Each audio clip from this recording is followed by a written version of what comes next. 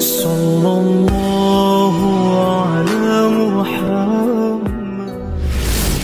Salam ya Mahdi, ya Mahdi, fi khat ruhillah wallah.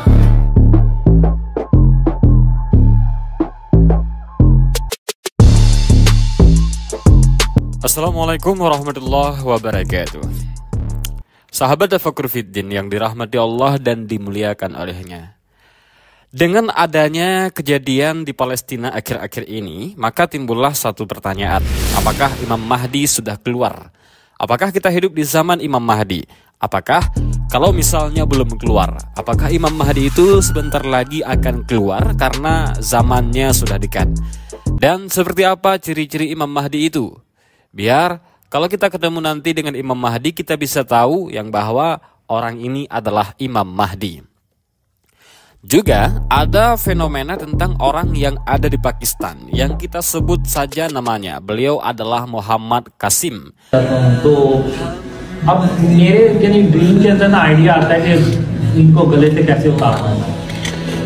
Muhammad Qasim ini yang mengklaim dirinya Al-Mahdi. Dan ada beberapa mimpi dari beliau yang seperti apa mimpinya itu. Dan nanti insya Allah kita jelaskan secara detail di dalam video ini. Dan sekali lagi, selamat datang di channel Tafakkur Fiddin. Dan semoga insya Allah pembahasan dari video ini ada manfaatnya untuk kita semua. Amin ya rabbal alamin. Sebelum kita cerita tentang Imam Mahdi ataupun Al-Mahdi, ada satu hal yang mau saya sampaikan tentang Al-Mahdi ini. Karena soal Al-Mahdi itu adalah soal akidah sebenarnya. Dan kadang-kadang tercampur dengan akidah Syiah. Karena Al-Mahdi itu posisinya dalam pemahaman Syiah itu posisi yang sangat tinggi. Kadang-kadang kita Ahlussunnah wal Jamaah secara tidak sengaja terpengaruh oleh pemahaman Syiah terhadap Al-Mahdi ini. Dan di sini sedikit saya akan menjelaskan tentang pengertian Syiah.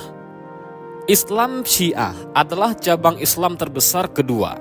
Kaum Syiah percaya bahwa Nabi di dalam Islam, yaitu Nabi Muhammad SAW, mengangkat Ali bin Abi Thalib sebagai penggantinya dan imam, yaitu sebagai pemimpin spiritual dan politik setelah beliau. Namun suksesi Nabi Muhammad sebagai pemimpin umat Islam itu dihalangi oleh sebahagian sahabat Nabi di Saqifah karena mereka memilih pemimpin selanjutnya dengan pilihan yaitu Abu Bakar As-Siddiq radhiyallahu an. Pandangan ini bertentangan dengan pandangan Islam Sunni yang pengikutnya percaya bahwa Nabi Muhammad tidak menunjuk seseorang pun pengganti sebelum beliau wafat. Dan bahwa Abu Bakar yang diangkat sebagai khalifah oleh sekelompok sahabat Nabi di Saqifah waktu itu dianggap sebagai khalifah pertama setelah Nabi Muhammad SAW. Namun begini teman-teman, Syiah ini percaya bahwa Ali dan beberapa putra Nabi Muhammad yaitu Ahlul Bait harus menggantikan Nabi Muhammad sebagai pemimpin spiritual dan politik di dalam Islam. Dan yang terlebih penting adalah hanya Tuhan yang dapat menunjuk seseorang sebagai imam untuk melestarikan Islam, mengajarkan syariah dan memimpin umat Islam. Dan begitulah kira-kira singkatnya. Baik, kita kembali kepada Al-Mahdi. Maka ada dua ciri jika narasi atau jika teman-teman ketemu dengan dua ciri ini di narasi apapun tentang Al-Mahdi, maka hati-hati karena narasi tersebut terpengaruh oleh pemahaman Syiah. Dua hal ini jika kalian temui maka jauhi narasi ini karena kemungkinan besar narasi ini adalah narasi daripada Syiah. Yang pertama, nama Imam Al-Mahdi itu Imam Al-Mahdi, bukan Al-Mahdi Al-Muntadhar. Ya, karena beberapa orang menyebut nama Imam Mahdi itu adalah Al-Mahdi Al-Muntadhar. Al-Muntadhar itu artinya yang ditunggu-tunggu. Dan ini istilahnya istilah Syiah, bukan istilah kita Ahlussunnah wal Jamaah. Dalam akidah Ahlussunnah wal Jamaah, Imam Al-Mahdi itu tidak ditunggu-tunggu. Kalau keluar alhamdulillah kita ikuti, kita baiat, tetapi tidak ditunggu-tunggu. Tetapi dalam pemahaman Syiah, Al-Mahdi itu ditunggu-tunggu. Ciri yang kedua, dalam akidah Ahlussunnah wal Jamaah, kita tidak tahu Imam Al-Mahdi itu sudah lahir atau belum, sudah ada atau belum, sudah diciptakan, sudah ada di zaman kita ini atau belum. Ya, bisa jadi sudah lahir dan 10 tahun lagi muncul atau keluar. Nah, bisa jadi belum lahir juga. Tetapi dalam akidah Syiah, dalam pemahaman Syiah, Al-Mahdi itu sudah lahir dan sudah ada. Karena Syiah itu percaya bahwa pada 12 imam dan imam ke-12 di pemahaman Syiah itu adalah Al-Mahdi Al-Muntadhar menurut Syiah. Sedangkan kalau kita Ahlussunnah wal Jamaah, namanya Al-Mahdi saja, tidak ditambah dengan Al-Muntadhar. Maka kalau ketemu narasi atau ketemu orang yang menyampaikan bahwa Imam Al-Mahdi itu sudah lahir, maka jauhi narasi tersebut karena ini adalah narasi daripada Syiah. Baik, hal pertama yang perlu kita sepakati dulu tentang Al-Mahdi, bahwa Al-Mahdi itu adalah hak, benar, karena sudah disebutkan di dalam hadis sahih Rasulullah Muhammad SAW. Dan bukan hanya hadis sahih, sudah disebutkan di dalam hadis mutawatir. Apa itu hadis mutawatir? Tenang, saya jelaskan apa itu hadis mutawatir. Hadis mutawatir itu adalah hadis yang paling tinggi. Mutawatir itu yaitu sudah disebutkan berkali-kali oleh banyak orang bahwa Rasulullah telah menyampaikan satu ucapan. Misalnya Rasulullah SAW bersabda, barang siapa yang berdusta atas namaku dengan sengaja, maka hendaklah dia siap-siap melihat tempatnya dalam neraka. Ini namanya hadis mutawatir. Artinya banyak sekali sahabat yang telah menyampaikan hadis ini, banyak sekali sahabat yang telah meriwayatkan hadis ini. Dan hadis mutawatir itu ada dua jenis. Ada mutawatir lafzi, yaitu seperti hadis yang barusan saya sebutkan. Ini berarti hadis yang disampaikan oleh sahabat dengan lafaznya, tegasnya sama, lafaznya sama, tidak ada perubahan sama sekali. Kemudian ada yang namanya hadis mutawatir maknawi. Jadi lafadznya itu berubah, tetapi isinya kurang lebih sama. Dan soal Al-Mahdi itu termasuk hadis ke dalam mutawatir maknawi. Jadi hadis-hadis tentang Al-Mahdi itu sudah disampaikan oleh puluhan sahabat, tetapi tidak sama lafaznya. Ada satu hadis yang menceritakan tentang ciri-ciri fisik Al-Mahdi. Ada satu hadis yang menceritakan tentang bagaimana Al-Mahdi keluar misalnya. Ada satu hadis yang menceritakan tentang nama Al-Mahdi. Jadi mutawatir, yaitu disampaikan oleh banyak orang, tetapi maknawi. Isinya sama, tetapi lafaznya tidaklah sama. Nah, kalau yang lafzi tadi isinya dan lafaznya itu sama. Baik, kita kembali kepada Al-Mahdi. Ada beberapa informasi yang fix, yang hak, yang nyata, yang sudah disebutkan tentang Al-Mahdi di dalam hadis sahih Rasulullah SAW. Saya sebutkan satu persatu informasi ini yang insya Allah sudah benar tentang Al-Mahdi karena disebutkan di dalam hadis sahih. Yang pertama, nama Al-Mahdi itu seperti nama Rasulullah SAW. Jadi namanya adalah Muhammad dan nama ayahnya seperti nama ayah Rasulullah SAW, yaitu Al-Mahdi. Itu namanya Muhammad bin Abdullah seperti Rasulullah. Maka teman-teman, kalau ada yang mengklaim dirinya Al-Mahdi tetapi namanya itu Umar misalnya, ataupun Utsman misalnya, ataupun Husain misalnya, maka dia itu berbohong. Karena sudah disebutkan di dalam hadis sahih Rasulullah bahwa nama Imam Al-Mahdi adalah Muhammad bin Abdullah. Informasi kedua yang fik tentang Al-Mahdi adalah Al-Mahdi ini berasal dari keturunan Nabi Muhammad SAW, dari Ahlul Bait, dan tentunya dari keturunan Fatimah khususnya, dan kemungkinan besar dari keturunan Al-Hasan. Sayyidina Ali bin Abi Thalib pernah melihat dan memandang wajah anaknya itu, yaitu Al-Hasan. Kemudian Sayyidina Ali memegang kepalanya dan mengatakan, demi Allah akan keluar dari keturunan anakku ini seorang Said. Said itu artinya pemimpin dalam konteks ini. Pemimpin yang akan penuhi dunia ini dengan keadilan, sebagaimana dunia dipenuhi dengan kezaliman. Yang ketiga, Al-Mahdi ciri fisiknya itu seperti apa? Jadi teman-teman, Al-Mahdi itu dahinya agak lebar, Kenapa? Karena di atas dahi kan biasanya ada rambut. Nah, kalau beliau ini tidak ada rambut di atas dahinya. Jadi rambutnya agak sedikit ke belakang, makanya dahinya terlihat agak lebar. Ini masih ciri fisik yang pertama. Kemudian ciri fisik yang kedua yaitu hidungnya agak mancung. Ya, kalau hidung mancung ini misalnya seperti Al-Mahdi. Hidungnya agak berbeda mancungnya mungkin. Informasi yang keempat yaitu Al-Mahdi akan memimpin sekitar 7 ataupun 8, 9 ataupun 10 tahun. Pokoknya antara 7 sampai 10 tahun. Disebutkan dalam beberapa hadis itu 7 tahun. Dalam beberapa hadis yang lain disebutkan 8 tahun. Dalam beberapa hadis yang lain disebutkan 9 tahun. Ada juga yang 10 tahun. Pokoknya Al-Mahdi itu akan memimpin maksimal 10 tahun dan minimalnya 7 tahun. Informasi yang kelima yaitu di zaman Al-Mahdi ini Dajjal akan muncul dan Al-Mahdi akan memerangi Dajjal dengan tentara yang kuat, dengan tentara yang ikhlas. Tetapi tidak akan mampu mengalahkan Dajjal sampai Nabi Isa itu turun dari langit yang insya Allah dan mengalahkan Dajjal dan membunuh Dajjal.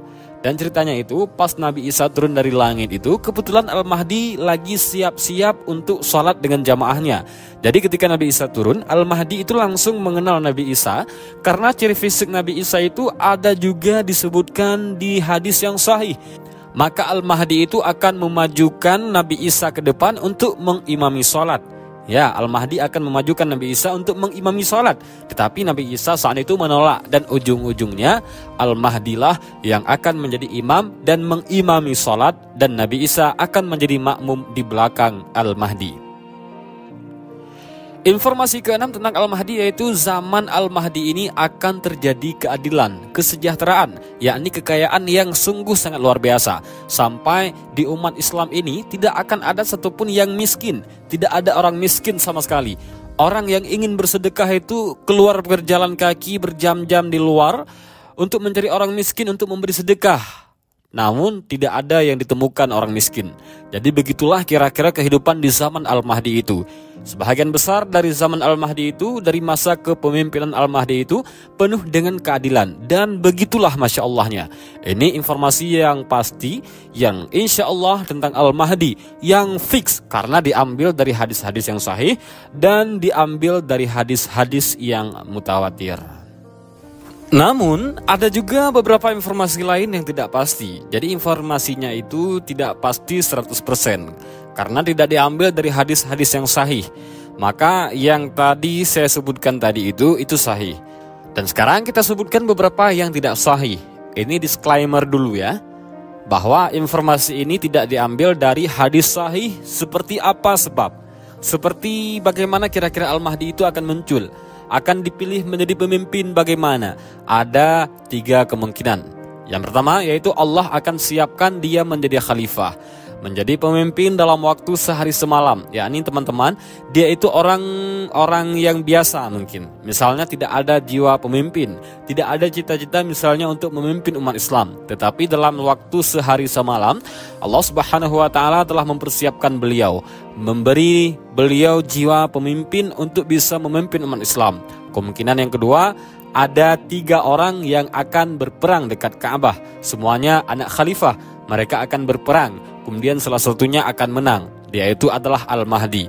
Perang kenapa? Mereka itu siapa? Anak khalifah itu siapa? Ayahnya siapa? Itu semuanya tidak disebutkan. Kemungkinan yang ketiga yaitu ada 1 khalifah yang meninggal dunia. Kemudian umat Islam akan berkumpul dekat Ka'bah, berdiskusi siapa yang menjadi khalifah. Kemudian akan ada orang yang diam-diam keluar dari Madinah ke Mekah dan dia akan mendekati Ka'bah. Kemudian dia akan dipilih menjadi khalifah. Dia itu adalah Al-Mahdi. Mungkin juga ada kemungkinan yang keempat. Kita tidak tahu karena informasi yang tadi tidak diambil dari hadis yang sahih. Jadi tidak pasti sifatnya. Begitulah Al-Mahdi diangkat menjadi seorang pemimpin, tapi itu tidak diambil dari hadis yang sahih. Nah, sahabat Tafakkur Fiddin yang Allah muliakan, ada satu hal juga yang penting sekali untuk disampaikan. Kemungkinan besar ibu kota kepemimpinan Al-Mahdi itu adalah Baitul Maqdis, Masjid Al-Aqsa. Jadi teman-teman, kemungkinan besar Palestina akan merdeka sebelum Al-Mahdi. Bukan Al-Mahdi yang akan memerdekakan Palestina. Ada satu hadis dari Rasulullah Muhammad SAW. Rasulullah ketemu dengan orang yang namanya Ibnu Hibalah. Kemudian Rasulullah memegang kepalanya dan mengatakan, "Wahai Abu Hiwalah, jika engkau telah melihat khalifah telah turun ke tanah yang suci." Maksudnya Rasulullah di sini yaitu Palestina, Baitul Maqdis. Maka sungguh jika kamu telah melihat khalifah itu pusatnya di Baitul Maqdis, maka sungguh telah dekat terjadinya gempa, keresahan dan peristiwa besar kiamat hari itu lebih dekat kepada manusia daripada tanganku kepada kepalamu. Daripada tanganku ke kepalamu. Karena Rasulullah memegang kepalanya waktu itu. Dan memang muncul Al-Mahdi itu sangat dekat dengan yang namanya kiamat. Karena munculnya Al-Mahdi itu bersamaan dengan munculnya Dajjal. Salah satu tanda besar hari kiamat. Jadi banyak ulama yang dapat kesimpulan bahwa ibu kota kepemimpinan Al-Mahdi itu nanti adalah Baitul Maqdis, Palestina. Jadi Palestina akan merdeka insya Allah sebelum munculnya Al-Mahdi. Dan baik sahabat Tafakkur Fiddin yang Allah muliakan, sekarang masuk ke pertanyaan yang ditunggu-tunggu. Apakah Al-Mahdi itu sudah keluar? Dan apakah Muhammad Qasim yang dari Pakistan itu adalah Al-Mahdi? Salah satu tandanya Al-Mahdi muncul, salah satu ciri Al-Mahdi itu ketika Al-Mahdi muncul, semua umat Islam akan berbaiat kepada beliau. Semua umat Islam akan setujui beliau sebagai seorang khalifah. Semua umat Islam akan suka sama beliau. Tidak ada orang yang menyelisihi soal memilih Al-Mahdi menjadi khalifah itu. Makanya jika ada satu orang yang mengeluarkan klaim dirinya Al-Mahdi, tetapi masih ada banyak umat yang menyelisihi, masih ada banyak umat yang menolak dia sebagai Al-Mahdi, berarti ini tandanya dia bukanlah Al-Mahdi. Yang kedua, salah satu ciri zaman munculnya Al-Mahdi yaitu zaman yang penuh dengan kezaliman. Dan zaman kita ini sebenarnya walaupun banyak kezaliman, tetapi belum benar-benar dikatakan penuh dengan kezaliman. Di zaman kita ini masih ada keadilan walaupun banyak kezaliman. Akan tetapi masih ada keadilan. Ada yang zalim dan ada yang adil. Ada yang baik dan ada yang buruk. Dan ada dua-duanya. Nah, kalau zaman Al-Mahdi itu, pas munculnya Al-Mahdi itu akan ada zaman yang benar-benar penuh dengan kezaliman, penuh dengan keburukan. Maka Al-Mahdi akan keluar ketika sudah benar-benar tidak ada keadilan lagi di dunia ini. Dan baik, sekarang kita masuk ke dalam pembahasan Muhammad Qasim. Jadi mari kita kenali dulu siapa Muhammad Qasim ini. Muhammad Qasim ini nama lengkapnya adalah Muhammad Qasim bin Abdul Karim. Muhammad Qasim adalah warga negara Pakistan. Dia tinggal di Lahore dan dia mengaku telah melihat Allah dan Muhammad SAW di dalam mimpinya. Ia lahir di Lahore pada tahun 1977. Muhammad Qasim telah melihat mimpi ilahi selama lebih dari 26 tahun, di mana Allah dan Nabi Muhammad telah berkomunikasi dengannya. Dalam banyak mimpi, dia telah melihat masa depan umat Islam, masa depan Pakistan, dan peristiwa-peristiwa yang akan terjadi sebelum hari kiamat. Muhammad Qasim mengatakan bahwa ia tidak mengikuti aliran agama Islam manapun. Ia hanya seorang muslim biasa yang mencoba mengikuti jalan Islam yang diajarkan oleh Rasulullah Muhammad SAW. Nah, berikut saya akan bahas isi pernyataan beliau yang sudah diterjemahkan ke dalam bahasa Indonesia. Muhammad Qasim ini pernah menceritakan tentang mimpinya ini di media sosial yang isinya kurang lebih seperti ini, teman-teman. Namaku Muhammad Qasim dari Pakistan. Allah dan Nabi terakhir Muhammad SAW menyuruhku melalui mimpi untuk berbagi mimpiku dengan yang lain, dan hanya itu yang kulakukan. Jadi jangan salahkan aku. Rahmat Allah adalah untuk semua orang dan segalanya. Aku hanya ingin menjadi sahabat Allah dan tidak lebih. Hanya Allah yang menjadi wakil. Aku telah melihat mimpi seperti itu selama lebih dari 28 tahun terakhir. Allah datang ke dalam mimpiku lebih dari 500 kali dan Nabi terakhir Muhammad SAW lebih dari 280 kali. Aku berusia sekitar 12 atau 13 tahun ketika Allah dan Nabi terakhir Muhammad keduanya datang bersamaan dalam mimpiku untuk pertama kalinya. Dan kemudian setelah itu pada tahun 1993 ketika aku berusia 17 tahun, Allah dan Nabi terakhir Muhammad mulai datang secara teratur dan terus menerus dalam mimpiku. Dan sejak itu Allah dan Nabi terakhir Muhammad terus datang ke dalam mimpiku. Nabi terakhir Muhammad adalah utusan terakhir dan Nabi Allah, dan aku adalah umat Nabi terakhir Muhammad, dan aku bangga bahwa aku adalah umat Nabi terakhir Muhammad. Dalam banyak mimpi Allah mengatakan kepadaku, Qasim, pergi dan terangilah dunia yang telah penuh dengan kegelapan. Dalam mimpi yang lain Allah berkata kepadaku, Qasim, aku akan membela Pakistan dan aku pula yang akan menyelamatkan Pakistan. Allah dan Nabi terakhir Muhammad mengatakan berkali-kali kepadaku bahwa, Qasim, suatu hari nanti kamu akan membawa seluruh umat keluar dari kegelapan dan setelah itu dunia akan menjadi damai dan akan dimulai dari Pakistan. Dalam mimpiku Allah dan Nabi terakhir Muhammad telah membimbingku kepada jalan yang lurus. Sejak tahun 2007, Allah dan Nabi terakhir Muhammad mulai mengajariku tentang hal apa saja yang harus aku lakukan dan yang harus aku hindari. Sebahagian besar Allah dan Nabi terakhir Muhammad menyuruhku untuk menghindari semua jenis dan bentuk kesyirikan, menyembah dan beribadah kepada selain Allah, dan menjadi manusia yang berakhlak mulia. Pada bulan April 2014, Allah dan Nabi terakhir Muhammad mulai memberitahuku dalam mimpi untuk membagikannya kepada semua orang. Lalu aku mulai membagikannya dengan anggota keluargaku, teman-teman, dan beberapa orang lain. Aku juga membagikan mimpiku melalui email ke situs resmi Angkatan Darat Pakistan dan situs resmi pemerintah Pakistan dan orang-orang populer, situs web resmi negara-negara Islam. Tetapi tampaknya tidak ada yang percaya kepadaku dan mimpiku. Mereka semua mengabaikanku. Setelah itu, aku memutuskan untuk berhenti membagikan mimpiku. Kemudian pada bulan Desember 2014, Nabi Muhammad datang dalam mimpiku 2 kali dalam satu malam dan mengatakan kepadaku, Qasim, kamu harus membagikan mimpi ini kepada semua orang untuk menyelamatkan Pakistan dan menyelamatkan Islam. Aku bingung dan berkata kepada diriku sendiri bahwa aku telah berbagi mimpiku dengan banyak orang, namun mereka tidak mempercayaiku, apalagi yang harus aku lakukan. Tapi kemudian sekolah Peshawar di Pakistan diserang dan aku terus memikirkannya sampai akhirnya aku memutuskan untuk membagikan mimpiku melalui internet. Dan izinkan aku menjelaskan bahwa aku adalah orang yang sederhana dan tidak religius. Aku tidak berjenggot dan aku tidak terbiasa berdoa serta salat tahajud secara teratur. Aku hanya mengatakan yang sebenarnya, jujur, dan aku tidaklah berbohong.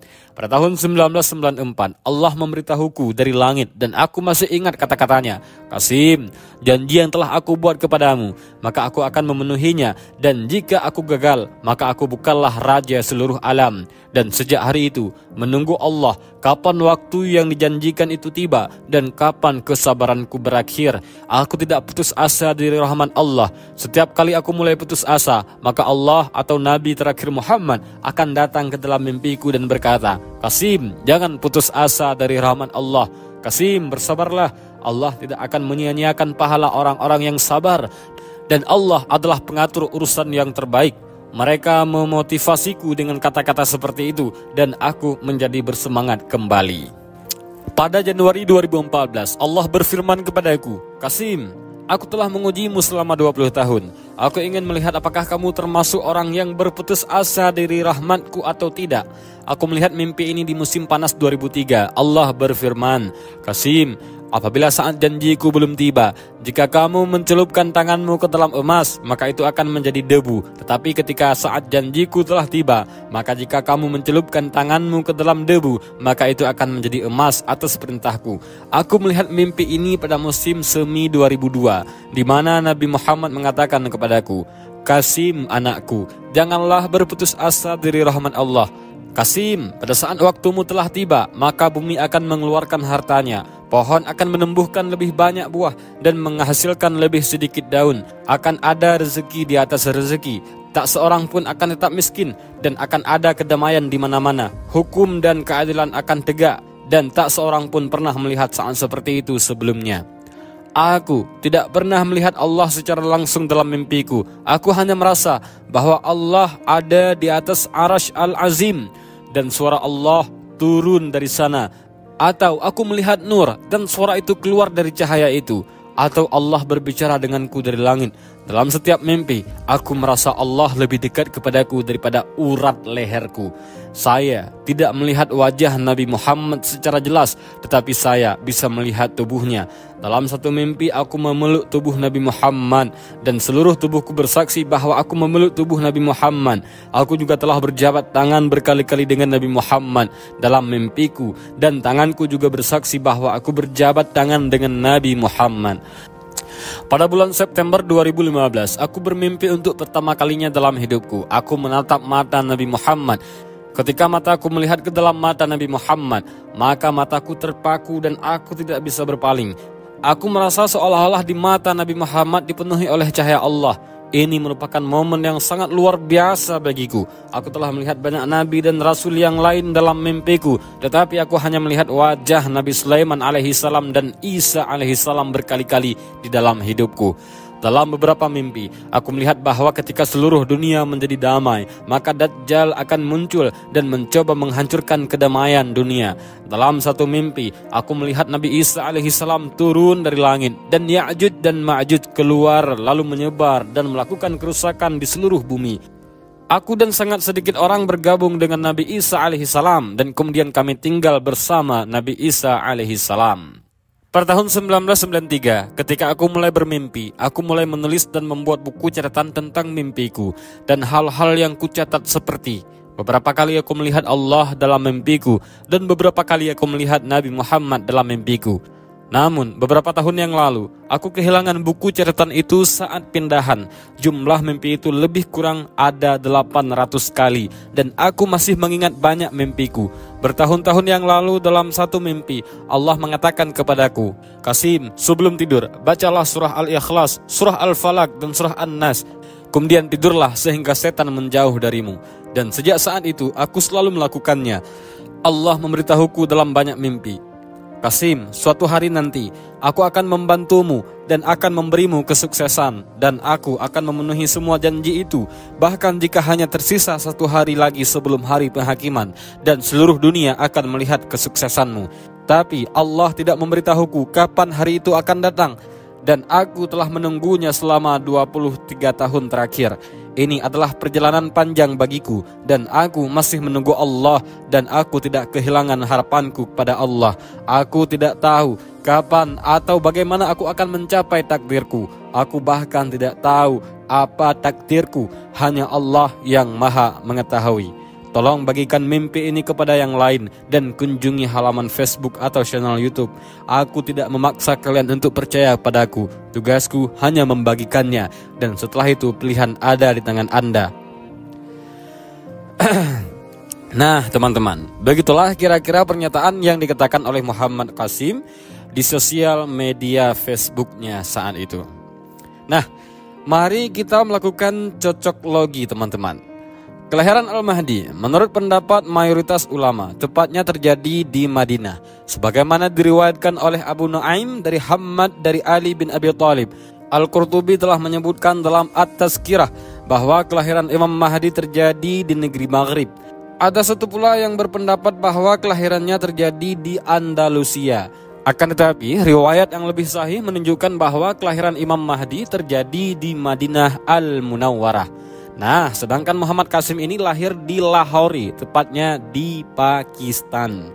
Terus, ketika Imam Mahdi kecil, apakah masyarakat tahu dia calon Imam Mahdi? Dari mana dia tahu bahwa dirinya Imam Mahdi? Dan bagaimana cara dia dibaiat? Kan itu pertanyaannya ya. Ada beberapa riwayat hadis yang menjelaskan proses kedatangan Al-Mahdi di akhir zaman. Dari beberapa riwayat ini, kita simpulkan bagaimana manusia membaiat Al-Mahdi ini. Pertama, hadis dari Sauban radhiyallahu an bahwa Rasulullah shallallahu alaihi wasallam bersabda, ada 3 orang yang akan saling membunuh di dekat harta simpanan kalian. Mereka semua putra khalifah. Kemudian simpanan itu tidak dikuasai salah satu dari mereka hingga muncul bendera-bendera hitam dari arah timur. Lalu mereka akan memerangi kalian dengan peperangan yang tidak pernah dilakukan oleh satu kaum pun. Sauban berkata, lalu beliau menuturkan sesuatu yang tidak aku hafal. Kemudian beliau bersabda, jika kalian melihatnya, maka baiatlah dia, walaupun dengan merangkak di atas salju, karena sesungguhnya dia adalah Khalifah Allah Al-Mahdi. Ibnu Katsir menjelaskan hadis ini. Maksud hadis ini bahwa Imam Mahdi yang ditunggu-tunggu kehadirannya di akhir zaman munculnya itu dari arah timur dan beliau dibaiat di sisi Ka'bah sebagaimana dinyatakan dalam beberapa hadis. Beliau juga menjelaskan yang dimaksud harta simpanan pada teks hadis adalah simpanan Ka'bah. 3 orang dari putra khalifah akan saling membunuh untuk memperebutkannya hingga tiba akhir zaman. Kemudian keluarlah Al-Mahdi dan beliau datang dari arah timur, bukan dari Sardab Samira sebagaimana dikatakan orang bodoh dari kalangan Rafidhah bahwa Al-Mahdi saat ini ada di tengah mereka. Lebih lanjut, Ibnu Katsir menjelaskan bendera hitam yang dibawa Al-Mahdi. Beliau didukung oleh masyarakat dari timur, menegakkan kekuasaannya, memperkuat pasukannya, dan bendera mereka saat itu pun berwarna hitam yang melambangkan kerendahan hati, sebagaimana bendera Rasulullah SAW dahulu berwarna hitam yang bernama Al-Uqab. Yang kedua, hadis dari Ali bin Abi Thalib bahwa Rasulullah bersabda, Al-Mahdi termasuk golongan kami, ahli bait, Allah memperbaikinya dalam semalam. Ada beberapa keterangan ulama tentang makna Allah memperbaikinya dalam semalam. Al-Hafiz Ibnu Katsir mengatakan, artinya Allah menerima taubatnya, memberikan taufik dan ilham serta petunjuk untuknya, setelah sebelumnya dia tidak seperti itu. Keterangan lain yang disampaikan Imam Al-Qari, Allah memperbaikinya dalam semalam. Artinya Allah memperbaiki urusannya, mengangkat kemuliaannya dalam waktu semalam dan satu waktu di malam itu, di mana para tokoh masyarakat sepakat untuk membaiatnya sebagai khalifah. Ketiga, Imam Al-Mahdi tidak tahu dirinya Al-Mahdi. Sebelum dibaiat menjadi imam, calon Imam Mahdi ini sama sekali tidak tahu bahwa dirinya itu adalah Al-Mahdi. Sebagaimana dulu Nabi Muhammad SAW sebelum diutus oleh Allah, dirinya itu tidak mengetahui akan menjadi nabi. Kesimpulan ini disampaikan penulis kitab Hilyah Al-Bashar, Abdul Razak Al-Bitar. Dalam kitabnya beliau menyatakan, dari sabda Nabi Muhammad SAW tentang Al-Mahdi bahwa Allah memperbaikinya dalam semalam. Ini menunjukkan bahwa Al-Mahdi tidak tahu bahwa dirinya itu Al-Mahdi yang dinantikan sebelum waktu Allah menghendaki untuk mengeluarkannya di masyarakat. Kasus ini sejenis dengan apa yang dialami oleh Nabi Muhammad SAW, makhluk yang paling mulia. Beliau tidak tahu tentang risalah kenabiannya hingga Jibril datang menemuinya di Gua Hira. Dari beberapa keterangan tadi yang kita bahas, bisa kita kesimpulkan bahwa Al-Mahdi itu keluar ketika terjadi perebutan harta di kota Mekah. Yang kedua, sebelum diangkat menjadi Al-Mahdi, tidak ada satupun yang tahu bahwa dirinya Al-Mahdi. Yang ketiga, sebelumnya umat tidak tahu bahwa dirinya Al-Mahdi. Kemudian Allah ilhamkan mereka untuk membaiat Al-Mahdi. Yang keempat, beliau menaklukkan Mekah bersama pasukannya dari arah timur dan kemudian dibaiat di Masjidil Haram. Poin kedua, sebelum diangkat menjadi Al-Mahdi, tidak ada satupun orang yang tahu bahwa dirinya Al-Mahdi. Dan kemudian Allah ilhamkan mereka untuk membaiat Al-Mahdi.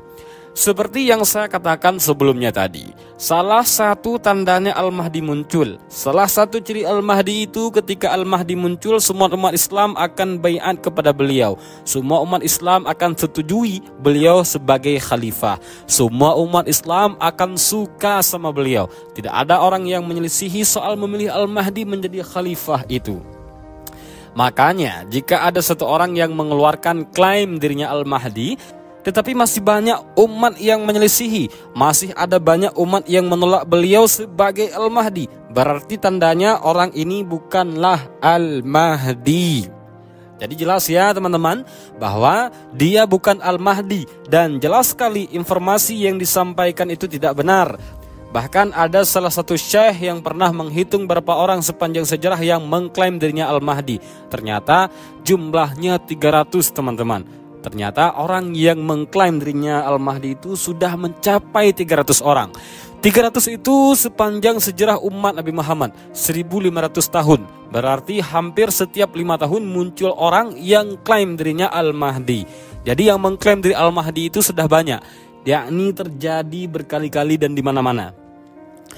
Sahabat Tafakur Fiddin yang Allah muliakan, sepertinya kita tidak perlu percaya dengan perkataan Muhammad Qasim tadi. Kita cukup mengimani Al-Quran dan apa yang disampaikan oleh Rasulullah. Kapan Al-Mahdi keluar, kita tidak tahu. Kalau Al-Mahdi benar-benar sudah keluar, kita akan tahu sendiri insya Allah. Tidak perlu cari informasinya. Untuk kebenarannya apakah Muhammad Qasim merupakan Imam Al-Mahdi, hanya Allah yang tahu. Tugas kita hanya fokus kepada ibadah kita, fokus pada memperbaiki diri kita sendiri, fokus menjadi orang muslim yang lebih baik.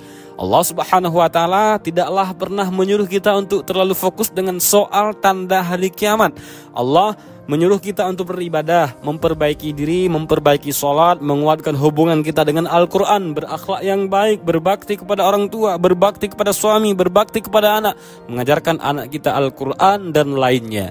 Dan insya Allah semuanya lancar urusan kita semua, dan semoga kita tidak hidup di zaman tanda-tanda besar hari kiamat, karena ini zaman yang sangat sulit.